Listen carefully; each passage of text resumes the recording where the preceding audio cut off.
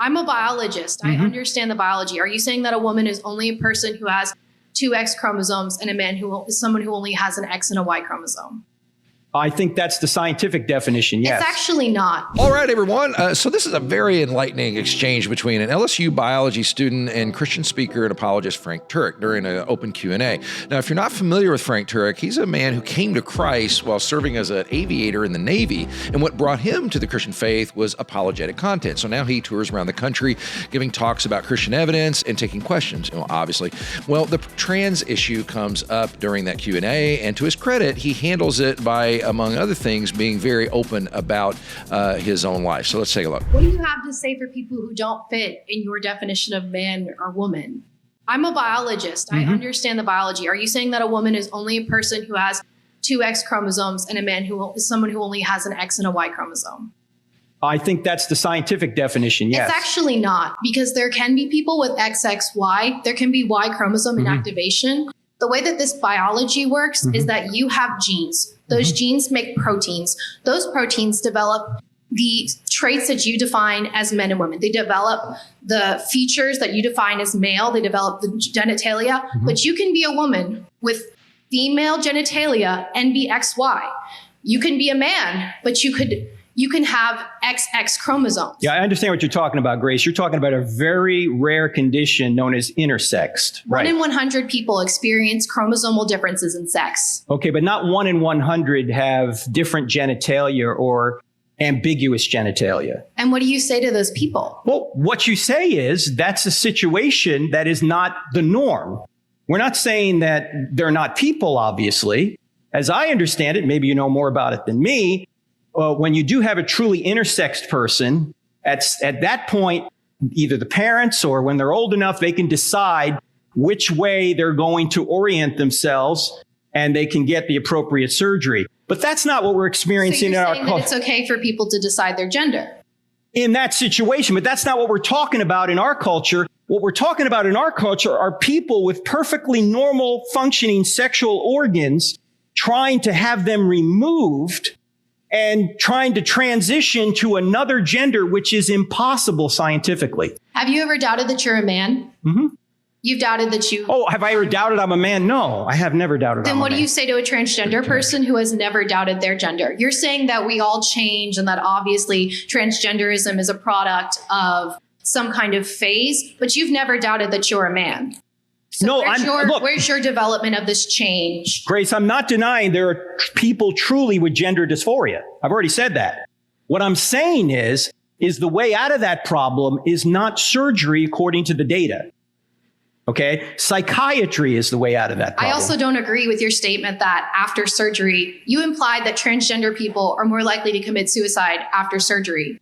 But the statistics say that transgender people are more likely to commit suicide because of arguments that you make that they're invalid.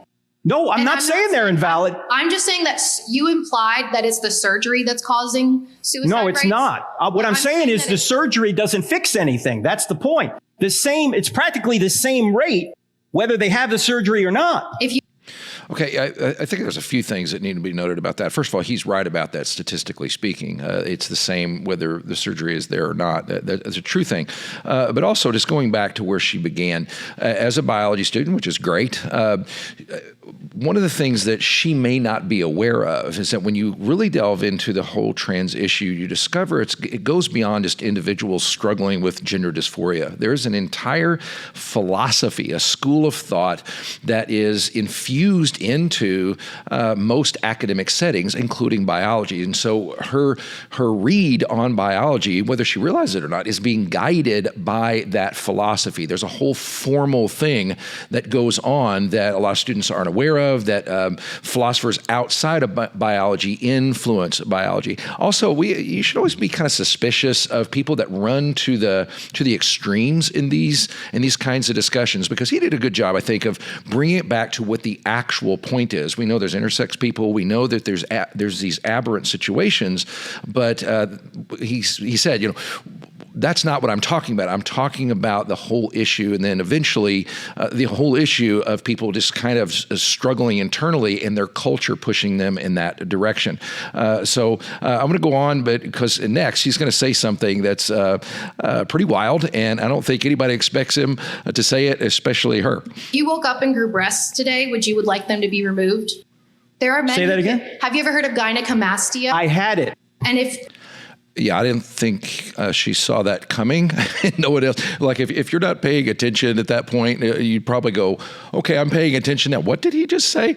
Okay, so did you have that fixed? Yes, I did. And did that make you feel affirmed in your gender and comfortable in your body? No, when I was in the Navy, nobody knows this, by the way. Jesus, now I'm revealing I need a HIPAA form to sign here or something. You don't have to talk about it. No, what I'm saying is, yes, I've had that myself and had it surgically removed when I was in the Navy. Yeah. And do you feel more comfortable in your body and more affirmed in your gender because of that? Well, it wasn't a gender thing for me. It was the fact, well, I can't even get into it now because it had nothing to do with my gender. Okay. So it had to do with the fact that it looked really odd. You have to hand it to the guy for being that personal and transparent about his own issue. He didn't have to bring that up. And I like to think it humanized him, especially in her eyes. Let me just put it that way. Okay. But Grace, my point is if we truly care about people, are we going to try and force them down a road, particularly as children, into a solution to a problem which is proven not to be a solution? You just said that having that surgery made you feel better about yourself. That has nothing to do with transgender surgery. I wasn't changing my sex. I was having breast tissue removed. Okay. I was always a man. Mm-hmm. Okay. So.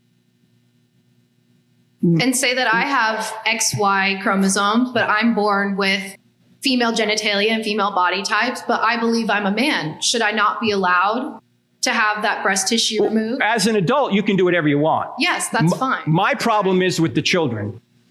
That's where I'm having a real problem. Is there a magic button at 18 that instantly makes you feel like you know who you are and absolutely what your gender is? No, well, I think for women it's probably like 15. For men, it's 37. To be honest with you, okay? Because men don't develop as quickly as women. Hard to disagree. Right? Yeah. But no, we've just chosen 18 kind of as the adulthood crossing point, although for some issues it's 21, like drinking, okay? So, no, maybe it's later than 18, okay? My big problem, and I would say this to somebody who's 37, that the surgery does not appear to help anyone. And if you want more data on this, you can go to sexchangeregret.com. Sexchangeregret.com. But I wouldn't even be talking about this issue unless I thought the current way the culture's going is hurting people. And it is. And this is the material point that I think he's good at bringing it back to, especially in talking about children and people who are being affected by the culture and philosophy and emotions and everything else. Because I do think she's guilty of straw manning a little bit by saying, well, is there a magic button when you're 18 that says you know who you are? Well, we kind of all know that there sort of is, but not quite. Because thinking about it, the entire process of, for those of us who have raised children and everything, is the human journey is you start off where you absolutely positively can't make any decisions for yourself at all. And the process of parenting is always trying to think through, okay, what are they ready for? What are they not ready for? What are they ready for? What are they not ready for? What's going to harm them? What do I need to protect them from? What do I need to let them go through? All of that kind of stuff. You are the perspective bringing individual inside the relationship. And that is by definition question what the entire issue is. And so when we talk about 15 to 17-year-old young people trying to say, this is who I am, and then confirming that through surgeries that are going to damage them permanently, that it's a very valid thing to say, I don't think that's a good idea, because all of us know who are older than 15 through 17, we get to 25 or 35 or older, we know that we didn't know exactly who we were back when we were 15. And the thing that's so tragic that I know is happening is that people get to be 25 or 35 and they have these things done, and they lose what most people would say who have had kids or grandkids is one of life's most meaningful experiences, and that's having children and grandchildren. And so I think we all need to remember that in the end, that's what the discussion is about. And I think it relates back to who God is. In the Christian worldview, God, among other things, is the perspective-bringing, caring, loving one in your life. He doesn't think about you only when you're 15. He thinks about what you're going to be from 15 to 42 and to 68. He thinks about your life in total, and as like a good parent, brings his commands, brings his guidance in with a view to the entire thing. Well, this issue is very, very controversial, and we've done some in-depth things around here. There's one particular video I would love for you to see because it involves personal stories of people who have been there and have detransitioned. And I want you to hear their stories. We have that available for you right here. As One Life Network, we want to be involved in these conversations. Really appreciate you watching. Don't forget to hit like and subscribe, and we'll see you next time. Thanks.